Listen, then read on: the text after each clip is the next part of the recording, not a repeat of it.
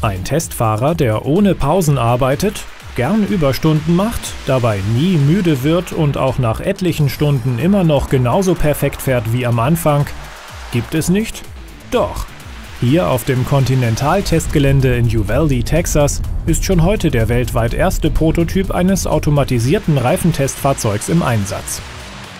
Momentan sitzt aber noch bei fast jedem Reifentest ein Mensch am Steuer.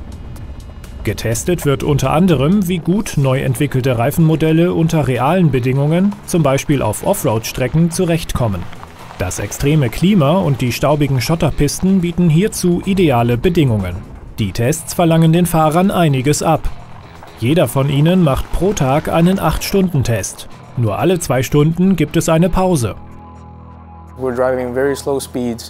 Wir fahren mit sehr niedrigen Geschwindigkeiten auf sehr kurzen Strecken und das führt dazu, dass unseren Fahrern irgendwann die nötige Aufmerksamkeit und Konzentration fehlt. Und das wirkt sich letzten Endes auch auf die Gleichmäßigkeit beim Fahren aus. So können kleinste Fahrfehler große Auswirkungen auf die Qualität der Testergebnisse haben. Genau hier setzen Thomas Süch und sein Team aus Ingenieuren und Studierenden an. Seit 2 Jahren arbeiten sie gemeinsam am Reifentest von morgen. Und der kommt ganz ohne Fahrer aus. Die Idee ist, Reifentests so weit zu automatisieren und vor allen Dingen zu standardisieren, dass wir auch kleinste Unterschiede in Reifen sauber herausfahren können. Von der ersten Idee bis zum heutigen Prototypen war es manchmal ein ziemlich steiniger Weg. Um das Fahrzeug automatisiert auf der Teststrecke fahren zu lassen, kombinieren Süch und sein Team zahlreiche Komponenten, die auch beim automatisiert auf der Autobahn fahrenden Cruising-Chauffeur von Continental eingesetzt werden. Die technischen Anforderungen ähneln zwar denen beim automatisierten Fahren, müssen jedoch andere Voraussetzungen erfüllen. So gibt es auf den Offroad-Teststrecken zum Beispiel keine Fahrbahnmarkierungen, die per Kamera erkannt werden könnten. Zur Positionsbestimmung stützt sich das Fahrzeug daher stattdessen auf Satellitennavigation. Wir arbeiten mit einem GPS-System, das eine 2 cm Genauigkeit erreicht. Diese 2 cm Genauigkeit schaffen wir auch zu reproduzieren. Das ist natürlich phänomenal.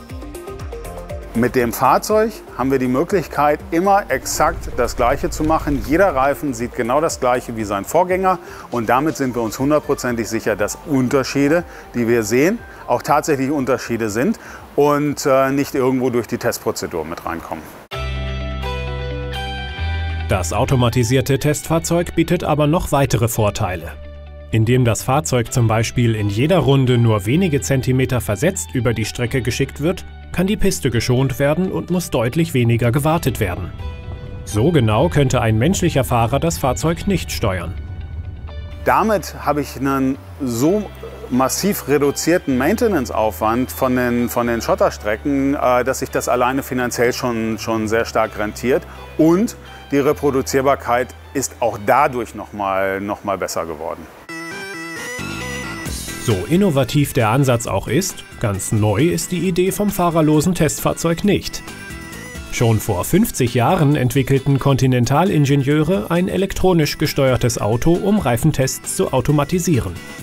Damals folgte das Fahrzeug einem auf der Fahrbahn aufgeklebtem Draht, der ein Elektromagnetfeld erzeugte. Ganz ohne Fahrer regelten ferngesteuerte Stellmotoren im Auto Lenkung, Gas und Bremse. 1968 eine Sensation.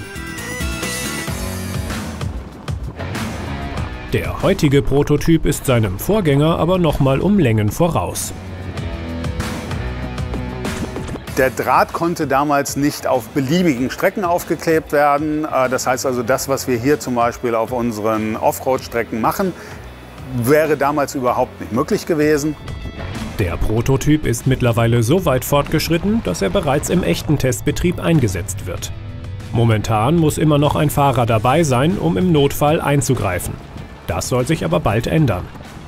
Die große Herausforderung, der wir uns im Moment noch stellen müssen, ist, das Fahrzeug wirklich sicher zu machen.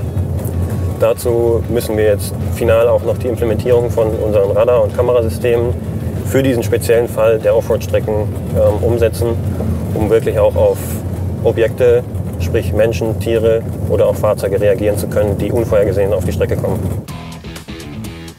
Das automatisierte Testfahrzeug kann nicht nur die Reifentests verbessern und Fahrer von monotonen und anstrengenden Aufgaben befreien. Die bei den Testfahrten gesammelten Daten können auch einen wichtigen Beitrag zur Weiterentwicklung des Cruising-Chauffeurs hin zum komplett autonomen Fahrzeug leisten.